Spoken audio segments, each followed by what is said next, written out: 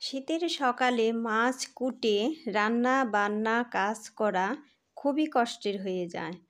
Hello friends, নমস্কার, good morning সবাইকে। ইলাস ব্লগে স্বাগতম। কেমন আছেন সবাই? আশা করি ভগবানের কৃপায় ভালোই আছেন। আমিও তো অনেক ভালো আছি আপনাদের আশীর্বাদে। ইলাস ব্লগে আরেকটি নতুন ব্লগ ভিডিও নিয়ে চলে আসলাম আপনাদের জন্য। আজকের ব্লগটি শুরু করছি এই যে বাজার থেকে মাছ এনেছি, এই মাছ দিয়েই। আর ওই যে আমি বলছি আপনাদের দাদাকে যে আমাকে দেখাও একটা একটা করে, তাই আপনাদের দাদা ওই যে এক প্যাকেট করে উঠাইয়ে দেখাচ্ছিল। মাছগুলো কিন্তু খুবই সুন্দর সবগুলা মাছই। আর এই যে এখানে 3টা মুরগি এনেছে, 2টা পাকিস্তানি আর একটা ব্রয়লার। আর এই যে শাশুড়ি মা কিন্তু করতে বসে গেছেন। ওই যে নলা মাছগুলোর আইস ছাড়িয়ে নিয়েছে, তারপরে পাঙ্গাস মাছটাও ভালো করে উপর দিয়ে ঘষে আইসগুলো ময়লাগুলো উঠিয়ে নিয়েছে। আর এদিকে কিন্তু আমি রান্না বসিয়ে দিয়েছি। আগে ভাবলাম যে একদিকে ভাত বসিয়ে দিই আর একদিকে শাকগুলো ভেজে নিই। আর আজকে শাক হলো লাল শাক আর হলো পালং শাক, এগুলোই ভেজে নিব।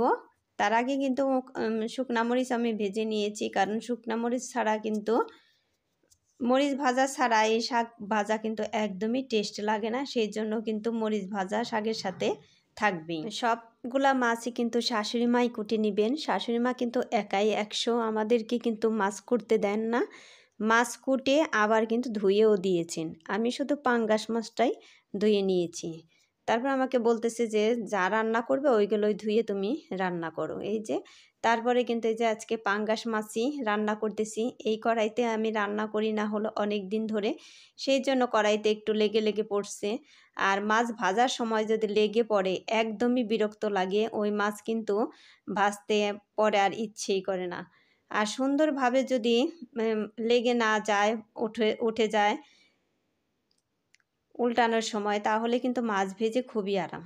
এই দেখেন আমি কিন্তু খুবই সাবধানে মাছগুলো উল্টাই নিচ্ছি, কারণ পাঙ্গাস মাছ তো একটু নরম, এই জন্য এমনিতেই উল্টাইতে একটু সাবধানে উল্টানো লাগে। তারপরে আবার লেগে পড়েছে, সেই জন্য কিন্তু একটু ভেঙে যেতে চাইছে। সেই জন্য ভাবলাম যে একটু ভালো করে ভাজা হোক, তারপরে আমি উল্টিয়ে নিব।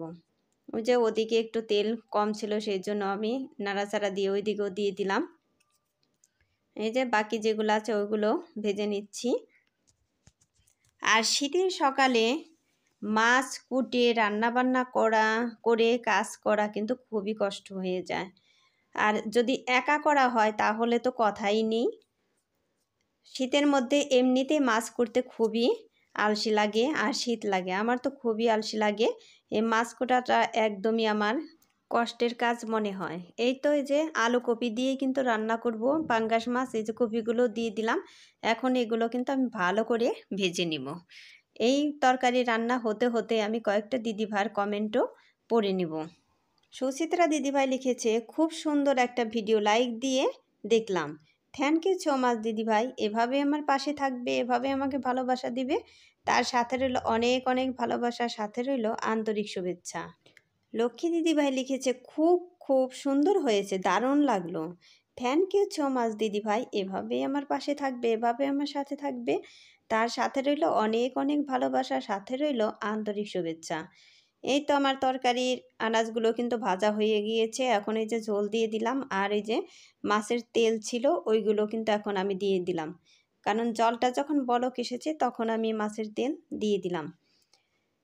এই তো তরকারিতে কিন্তু আমি মাছের লেজা, তারপরে মাছের কাটা আর হলো মাথা আগেই দিয়ে দিয়েছি, কারণ এগুলো জাল একটু বেশি লাগবে, সেই জন্য আগেই দিয়ে দিয়েছি। এখন এই যে মাছগুলো একটু পরে দিয়ে দিচ্ছি, কারণ মাছগুলো আজকে আমি অনেকটাই পরে দিয়ে দিচ্ছি, কারণ মাছগুলো ভাজার সময় আমার লেগে পড়েছিল, একটু ভেঙে গেছে। সেই জন্য আমি একটু পরেই দিয়ে দিচ্ছি, যাতে ভেঙে না যায়। এই তো মাছগুলো আমার দেওয়া হয়ে গিয়েছে। এখন আমি ভালো করে একটু সাবধানে নাড়াচাড়া করে তারপরে কিন্তু হাই ফ্লেমেও জাল দিয়ে নিচ্ছি। আর বেশি জাল লাগবে না। এখন আমি এই যে আলুগুলো গালাইয়ে দিচ্ছি আর হলো জিরে গুঁড়ো দিয়ে দিব, তাই আমার তরকারিটা হয়ে যাবে। আর তরকারিটা কিন্তু আমার খুবই টেস্ট হয়েছিল। আর এখন এই যে এই কড়াই না ধুয়েই আমি এই কড়াইতেই দিয়ে দিচ্ছি। এগুলো হলো মাখানো তরকারি হবে, যে ছোট ছোট পুঁটি মাছ। শাশুড়ি মা তো এই মাছগুলো বেছে বেছে রেখেছেন, এই ছোট ছোট দেখে যে মাখিয়ে খাবো আজকেই তরতাজা মাছ। এই তো এইভাবে মাখিয়ে নিচে সব মশলাগুলো দিয়ে দিব। এই মাখানো তরকারিতে কিন্তু মশলাগুলো একটু বেশি লাগে, কারণ মাছ ভেজে যদি আমি রান্না করতাম তাহলে মাছ ভাজার সময় লাগতো মশলা, তারপরে তরকারিতে দিতে হতো। আর আজকে কিন্তু সয়াবিন তেল দিয়ে আমি মাখানো তরকারিটা রান্না করব। এমনিতে তো সরিষার তেল দিয়ে রান্না করি, আর আজকে আমি এই সয়াবিন তেল দিয়ে রান্না করব। এই তো সব মশলা তেল সব কিছু দিয়ে আমি ভালো করে খুন্তি দিয়ে কিন্তু নেড়ে চেড়ে মাখিয়ে নিচ্ছি। আজকে আর হাত দিব না। এই তো তারপরে যে পরিমাণ মতো জল দিয়ে তারপরে ঢাকনা দিয়ে ঢেকে দিব। আর এই তরকারিটাও কিন্তু এইভাবে রান্না করলে খুবই টেস্ট হয়। যারা খান নাই তারা একবার খেয়ে দেখবেন আর আমাকে কমেন্ট করে জানাবেন। আর বন্ধুরা, আমার চ্যানেলে নতুন হয়ে থাকলে একটা সাবস্ক্রাইব করে পাশে থাকা বেল আইকনে ক্লিক করে দিবেন, তাই নোটিফিকেশন চলে যাবে সবার আগে আপনার কাছে। আমার ভিডিওটি যদি একটুকু ভালো লাগে তাহলে বন্ধুদের মাঝে শেয়ার করে দিবেন। এই তো এই যে ঢাকনা উঠিয়ে কিন্তু আবার একটু নাড়াচাড়া করে দিচ্ছি। তরকারি এখনও হয় নাই, আর একটু সময় লাগবে। এই তো আমার তরকারি কিন্তু হয়েই গিয়েছে, এই তরকারিটা নামিয়ে নিলাম।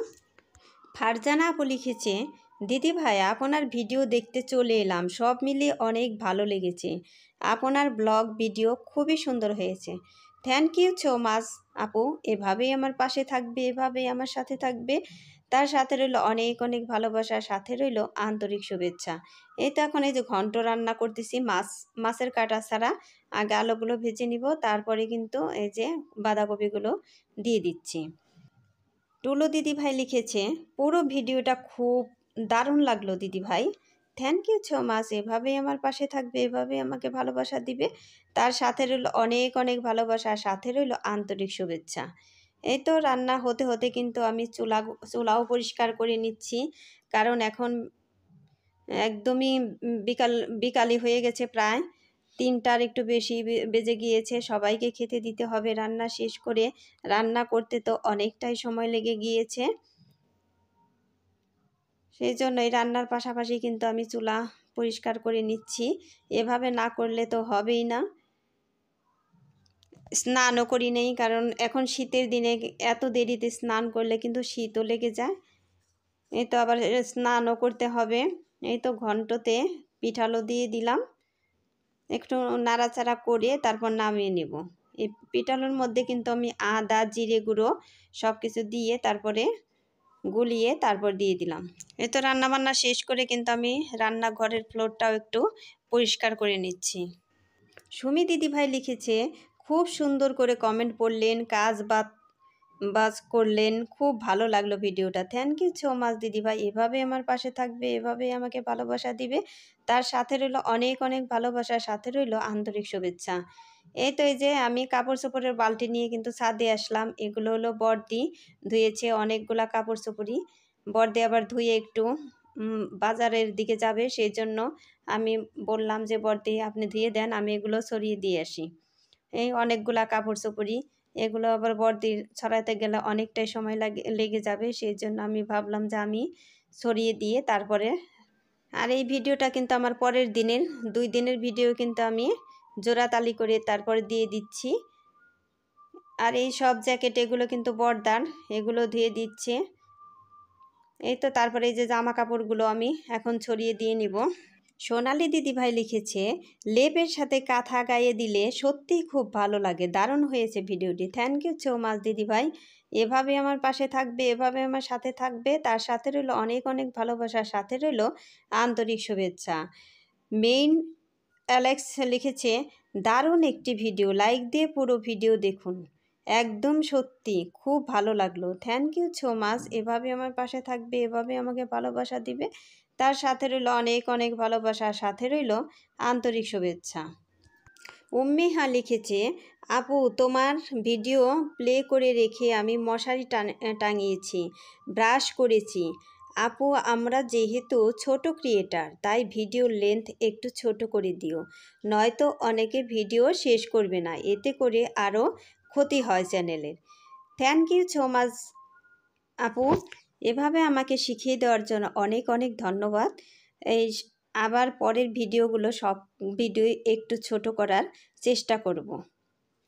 এই তো আমার কাপড় চোপড় ছড়ানো প্রায় কিন্তু হয়েই গিয়েছে।